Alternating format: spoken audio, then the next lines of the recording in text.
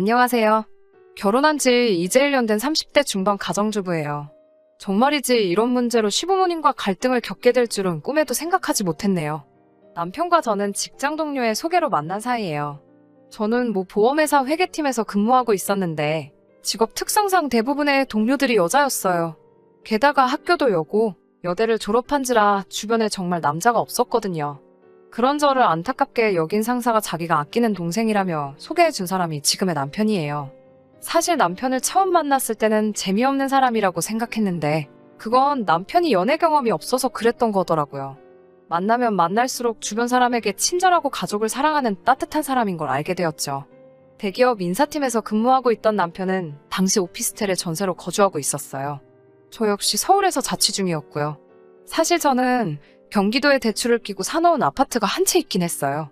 반면에 남편은 모아둔 재산은 하나도 없다고 하더라고요. 그렇지만 진지하게 만나기 시작한 지 8개월 정도 지났을 무렵 남편은 자기와 결혼을 해준다면 평생 마음고생 몸고생 시키지 않겠다고 호언장담을 하며 프로포즈를 해왔어요. 비록 당장은 프로포즈였지만 기쁜 마음으로 받아들이고 그렇게 결혼 준비를 시작했어요. 남편도 저도 직장이 있었으니 먹고 사는 문제 같은 건 걱정하지 않았거든요.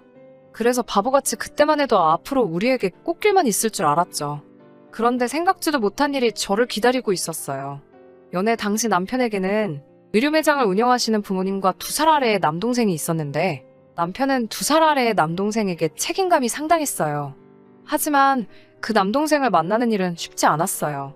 사실 결혼 이야기가 나오기 전까지는 얼굴도 한번 못 봤죠.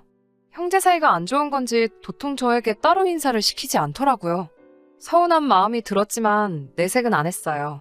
하지만 본격적으로 결혼에 대해 이야기하기 시작하면서 남편이 먼저 도련님에 대해서 이야기를 꺼내더라고요. 남편은 어린 시절부터 부모님 뜻을 거슬러 본 적이 없대요. 맞벌이하는 부모님 밑에서 동생을 챙기며 사춘기도 못 느낄 만큼 열심히 공부하고 친구들과 사이좋게 지내는 착한 아들로 컸다고 하더라고요. 반면에 남편보다 3살 어린 도련님은 엄청난 말썽꾸러기였다고 하더라고요. 부모님의 관심을 끌기 위한 행동이라면 무엇이든 서슴지 않았대요. 툭하면 친구들 물건에 손대고 고등학교 졸업 후에는 일도 잘 안 하고요. 저는 사실 그때만 해도 이제 도련님도 남편도 30이 넘었고 당신이 첫째이니 먼저 다가가고 마음도 열어보라며 남편을 다독였어요. 그 이후로 도련님과도 가끔 셋이서 만나게 되었고요. 그런데 도련님을 몇 번 만나보니 남편이 왜 그렇게 책임감을 느끼면서도 한편으로는 답답해했는지 알만하더라고요. 마땅히 직업이 없던 도련님은 가끔 어머님이나 아버님이 병원을 가시면 대신 가게를 보는 일로 용돈을 벌고 있었어요. 고정적인 출퇴근 시간 같은 것도 없었고요. 그냥 본인이 돈이 없으면 내킬 때 출근해서 몇 시간 버티고 있다가 포스에서 돈을 가져가는 식이었죠. 문제는 이런 이야기를 본인이 스스럼 없이 하더라고요. 그러면서 하는 말이 어차피 이 가게는 자기께 될 거니까 전혀 문제될 게 없다고 하더라고요. 옆에서 제가 벙찐 표정으로 이 이야기를 듣고 있으니 남편은 얼굴이 벌개져서는 다른 이야기 하자고 상황을 무마하려 애쓰더라고요. 한 번은 다 같이 식당에 있었는데 남편이 지갑이랑 핸드폰을 테이블 위에 올려두고 잠깐 차에 갔다 온다고 자리를 비우더라고요. 남편이 식당 문을 나서자마자 도련님이 남편 지갑에 손을 뻗어 가져가는 게 아니겠어요? 깜짝 놀란 제가 지금 뭐 하시는 거냐고 묻자 동생이 형한테 용돈 좀 받을 수 있는 거 아니냐고 하더라고요. 어이가 없어서 그런 게 어딨어요. 그래도 본인이 오면 물어봐야죠라고 하자 형수님이 아직 우리 집을 잘 모르시나 봐요 라며 이죽거리더라고요. 그러고서는 지갑에서 5만원짜리 2장을 꺼내가는 거예요. 바로 남편이 돌아왔고 제가 어이없는 표정을 하고 있자 남편이 무슨 일이냐고 묻더라고요. 그러자 도련님은 자기는 전혀 모르겠다는 듯 남편을 쳐다보며 아니 내가 형 지갑에서 용돈 좀 꺼냈는데 형수가 화가 났어 라고 말하면서 형 돈인데 왜 형수가 화를 내냐며 오히려 자기가 어이없다는 식으로 말을 하더라고요. 무슨 상황인지 눈치챈 남편이 동생에게 너는 그래도 밖에서까지 그러면 사람들이 이상한 오해를 한다며 앞으로는 그러지 말라고 하더라고요. 그날 밤 제가 원래 그런 식이냐고 하자 남편도 저에게 아직 우리가 완전히 결혼을 한 건 아니니까 이번 한 번만 이해를 해달라면서 결혼식 올리고 정식으로 부부가 되면 2번 다시는 이런 일이 없을 거라고 자기 입장도 이해해달라며 이해 못할 소리를 하더라고요. 하지만 저도 좋은 날 앞두고 더 큰 소리 내기 싫어서 그냥 알겠다고 확실히 정리하라고 말했어요. 사실 남편이 가족들에게 경제적인 지원을 하고 있다는 건 결혼 준비가 어느 정도 진행되고 나서야 눈치를 챘죠. 남편이 한 달에 버는 돈이 350 정도였는데 차도 없고 딱히 뭐 취미도 없는 사람이 돈을 한 푼도 못 모았다는 게 이해가 안 되더라고요. 그래서 슬쩍 물어보니 부모님이 운영하시는 의류 매장이 잘 되는 것도 아니고 해서 자기가 다달이 50 정도를 보내고 있대요. 게다가 남동생이 매번 이번에 이걸 해보고 싶다, 아니 저걸 해보고 싶다는 식으로 나오니까 그 교육비를 남편이 지원하고 있었다는 거예요. 그 이야기를 듣던 제가 그래서 도련님은 지금 뭐 자격증이라든가 딴 거 있냐고 묻자 성격이 진득하게 뭘 해내지를 못하더라며 말끝을 흐리는 게 아니겠어요. 지금은 말 그대로 온 가족이 사고만 치지 말아다오라는 마음으로 도련님을 돌보고 있는 거였죠. 속된 말로 이런 거지 같은 상황에 놓인 불쌍한 남편을 내가 구해줘야겠다는 생각을 했던 것 같아요. 그런데 제가 정말 어리석고 멍청했죠. 신혼집을 구하면서부터 큰 소리가 나기 시작했거든요. 사실 둘 다 서울에서 직장 생활을 하고 있었지만 제가 가진 돈으로는 서울에 전세 하나 구하기 어렵겠더라고요. 아이도 낳아야 하는데 오피스텔에서 시작하기도 그렇고 해서 저는 경기도에 제가 가진 아파트에서 시작하는 게 어떻겠냐고 말했어요. 처음엔 남편도 미안하고 정말 고맙다고 몇 번이고 말하더군요. 하지만 이 이야기가 시어머니 귀에 들어가자 시어머니가 노발대발 난리가 나신 거예요. 귀한 우리 아들 출퇴근 시간이 얼마나 피곤하겠냐면서요. 비록 아파트가 경기도에 있기는 하지만 지하철 갈아타는 것도 없이 40분이면 출근할 수 있는데 시어머니가 왜 이렇게 화를 내시는 건지 이해가 안 됐어요. 시어머니가 화를 내시자 남편도 갑자기 입장을 바꿔서는 저에게 경기도에 있는 그 아파트를 팔아서 서울에서 전세를 구하면 어떻겠냐고 저를 떠보더라고요. 제가 그건 안 된다고 가차없이 거절해버리자 시어머니가 그럼 본인이 돈을 보태주겠다고 나오시더군요. 근데 그 금액이 3천만 원이었어요. 3억도 아니고 3천이 집을 구하는데 무슨 보탬이 되나요? 그래서 제가 돈도 필요 없고 그럼 남편 지금 사는 오피스텔에서 시작하겠다고 했어요. 시어머니는 그러자 또 그렇게 작은 오피스텔에 성인들이 어떻게 사냐고 화를 내시더라고요. 그런데 어머님이 화를 내신 데에는 정말 생각지도 못한 이유가 있었어요. 어머님은 도련님을 저희 집으로 보내실 생각이었던 거죠. 제가 어떻게 알게 되었냐면 생각 없고 이 입산 도련님이 저에게 직접 전화를 걸어왔더라고요. 회사에서 막 퇴근하던 찰나였는데 벌써 취기가 오른 도련님은 제게 전화를 걸어서는 계속 형이 사는 오피스텔은 크기가 어떻고 화장실이 저떻고라며 혼자 주절거리더라고요. 저는 괜찮아요. 저도 가봤는데 그냥 둘이서 살면 그럭저럭 살만해요라고 말했죠. 그러니까 도련님은 왜 둘이에요? 셋이지. 아닌가? 넷인가? 강아지도 하나로 쳐야 되나? 나 강아지도 키우고 싶은데 라고 하는 게 아니겠어요? 저는 처음에 뭔 소린가 싶고 장난치나 싶기도 해서 왜요? 도련님도 오시려고요? 라며 웃었더니 그럼요. 이제 저도 서울 가서 살아야죠. 나처럼 큰 물고기가 큰 물에서 놀아야지 안 그래요? 라며 웃더라고요. 저는 속으로 이게 미쳤나? 진짜로 하는 말이야? 아니면 나한테 시비 거는 건가? 하는 생각도 들고 도저히 분간이 안 돼서 전화를 끊고 바로 남편에게 전화를 걸었죠. 남편에게 방금 통화 내용을 읊으니 몇 초간 아무 말도 못하더라고요. 저는 왜 말이 없냐고 다시 물었고 그러자 남편은 나지막히 미안하다고 하는 게 아니겠어요? 그래서 제가 도련님이랑 같이 살 생각이었냐고 소리를 질렀어요. 그러자 남편은 자기가 지금 중간에서 열심히 수습 중이라면서 순전히 어머님과 도련님의 생각일 뿐 자긴 조금도 그럴 마음이 없다고 그냥 모르는 척하라고 하더라고요. 정말 분하고 열받아서 당장이라도 도련님한테 욕을 해주고 싶었지만 남편 입장 생각해서 남편 말대로 아무것도 모르는 척하고 경기도로 이사갈 준비를 시작했어요. 그러자 어머님이 저더러 너는 시어머니 말을 귓등으로도 안 듣냐며 괘씸하다고 하시더라고요. 도대체 어른 알기를 뭐로 아냐면서요. 그러면서 저더러 매정하다고 이제 다 한 가족인데 네 동생이다 생각하면 그럴 수 있겠냐며 저를 나쁜 사람으로 만드시더군요. 사실 이때 결혼판을 엎을까 싶었지만 사실 저는 부모님이 안 계시거든요.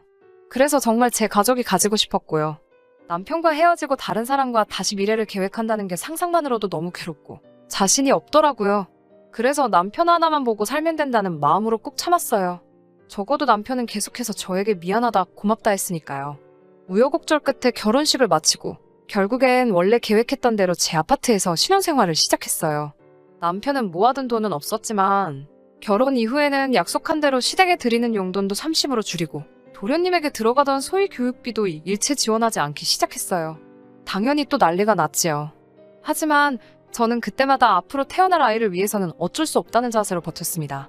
사실 남편이 무조건 제 편이었던 건 아니에요. 가끔은 저를 설득하려고도 하더라고요. 이번 달만 좀 더 해드릴 순 없겠냐?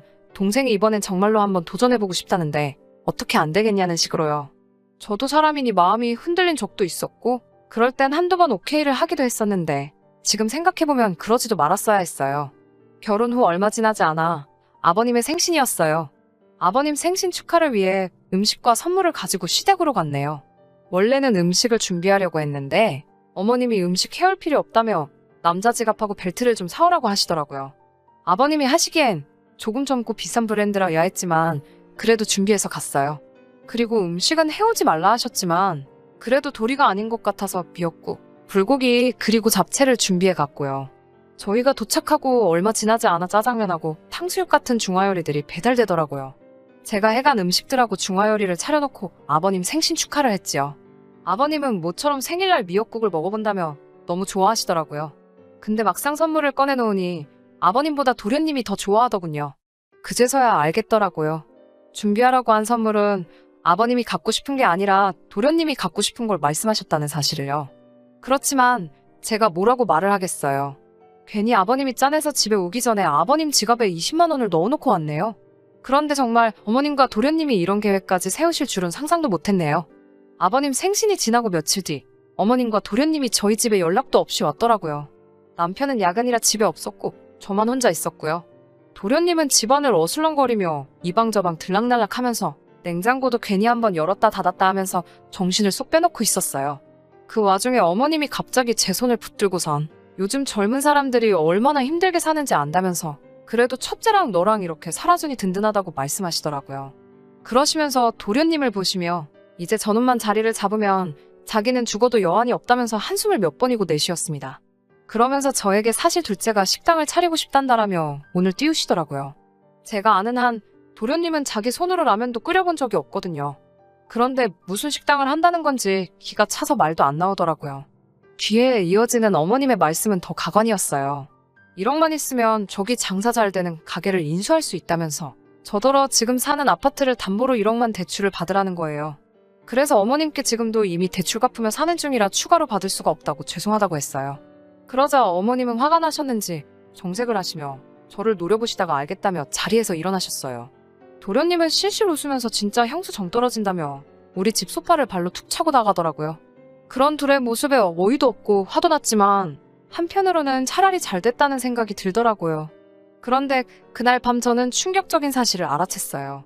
저를 키워주신 외할머니께서 돌아가시기 전 제게 물려주신 노란 금반지가 감쪽같이 사라졌더라고요. 노랗고 촌스럽지만 할머니가 주신 거라 일부러 할머니 사진이랑 같이 제 방 화장대 위에 항상 올려놓고 바라만 보거든요. 그런데 그 반지가 없어진 거예요. 당연히 난리가 났죠. 온 집안을 쥐잡듯 뒤져도 보이질 않으니 눈물이 다 나더라고요. 그러다 도련님이 생각이 났어요. 거실에도 화장실이 있는데 굳이 안방 화장실을 쓰겠다며 들어갔던 도련님이 아무래도 의심스럽더라고요. 저는 그 길로 바로 시댁으로 쫓아갔어요. 집에는 아버님이 계셨고 상황을 모르시는 아버님은 이 밤중에 웬일이냐며 일단 들어오라고 하시더군요. 그때 방에서 어머님과 도련님이 나오며 저를 보더니 흠칫 당황하는 게 느껴졌어요. 저는 신발도 안 벗고 쫓아들어가 그 둘의 손을 낚아챘어요. 설마 끼고 있겠냐 싶었지만 본능적으로 그렇게 되더라고요. 아니 근데 정말 이런 모질이가 세상에 또 있나 싶게 도련님은 새끼손가락에 떡하니 제 반지를 끼고 있었어요. 제가 이거 내놓으라고 어떻게 도둑질을 하냐고 악을 쓰니까 도련님이 저더러 미친 거 아니냐면서 이거 자기가 길에서 주운 거라며 지금 뭐 하는 짓이냐며 되려 화를 내더라고요. 그게 말이 되냐고요. 저는 그 말이 어이가 없고 화가 나서 자리에 주저앉아 엉엉 울기 시작했어요. 반지가 제 건데 어떻게 증명을 해야 할지 모르겠더라고요. 그래서 그냥 주저앉아 엉엉 울면서 남편한테 전화를 했어요. 그러자 남편이 당장 오겠다더군요. 아버님은 어머님을 노려보며 당신 뭐 하는 거 있냐고 묻자 어머님은 날카롭게 당신 지금 나하고 둘째를 의심하는 거냐며 저더러 머리가 어떻게 된 거 아니냐고 하더군요. 하지만 아버님은 뭔가 짚히는 게 있으셨는지 저더러 울지 말라며 어떻게 된 일인지 이야기해보라고 하셨어요. 그래서 저는 좀 전에 어머님이 대출 이야기를 하신 것부터 다 자세히 말씀드렸어요. 말없이 듣고 계시던 아버님은 어머님께 왜 새애기한테 돈 얘기를 하냐고 둘째를 저 모양으로 키운 건 우리 잘못인데 왜 엄한 사람한테 도와달라고 하냐면서 호통을 치시더라고요. 사실 아버님이 그렇게 화를 내시는 건 처음 봐서 저도 움찔했네요. 얼마 지나지 않아 남편이 도착했어요. 남편은 탁자에 놓인 반지를 한눈에 알아보더라고요. 아버님이 첫째 너 이거 새아기 거 맞냐고 확신하냐고 물으셨고, 남편은 도련님과 어머님을 한번 쳐다보더니 한숨을 내쉬고는 이거 맞다고, 매일 보는 건데 어떻게 모르겠냐고, 그리고 잘 보면 한쪽에 찌그러져 있다고까지 말해줬어요. 그러자 아버님은 도련님한테 이리 가까이 오라고 하시더니 냅다 주먹으로 뺨을 날리시더군요. 아버님은 왕년에는 복싱을 취미로 하셨는데 어깨를 다치신 이후론 쉬고 계셨거든요. 도련님은 벌개진 뺨을 부여잡고는 어머님을 쳐다보고 있었어요. 아버님은 그런 도련님을 이번엔 발로 걷어차시고는 차라리 집에서 나가라고 고함을 치셨어요. 그러더니 아버님이 이번엔 제 앞에 무릎을 꿇으시곤 자식을 잘못 키운 죄라며 제 마음이 풀릴 수만 있다면 뭐가 됐든 마음대로 하라고 하시는 거예요. 오히려 아버님이 그렇게 나오시니 제가 마음이 너무 불편하고 안 좋았어요. 저는 아버님을 일으켜 세워드리며 일단 반지를 찾았으니 괜찮다고 말씀드렸고요. 남편도 이제 도련님을 포기한 건지 저더러 경찰을 부를 거냐고 묻더라고요. 물론 부르지는 않았어요. 물건도 찾았고 얻어터지고선 쪼그려 앉아서 혼자 궁시렁거리고 있는 걸 보니 불쌍하기도 하고 고쳐 쓰긴 글렀다 싶더라고요. 그날을 계기로 어머님은 저한테 단돈 1원 한 푼도 말씀을 못 꺼내고 계시고요. 제 앞에서 도련님에 관해선 입도 뻥긋 안 하십니다. 남편도 더 이상 시댁에 도움을 주지 않기로 했고요. 알고 보니 그동안 시댁이 경제적 도움을 받은 걸 아버님은 모르고 계셨더라고요. 어머님이 남편에게 받은 돈을 전부 도련님한테 주셨던 것 같아요. 저희 부부는 가끔 아버님만 밖에서 뵈며 지내고 있어요. 가끔 식사도 하고 좋은 곳도 모시고 가고 잘 지내고 있어요. 그리고 얼마 전에는 아버님이 제 생일에 선물이라며 금팔찌도 선물로 주셨는데 정말 감동이었어요. 도련님은 여전히 구제불능인 것 같지만 이제 제가 사랑하는 사람들과 행복하게 잘 살고 싶은 생각뿐이 없네요.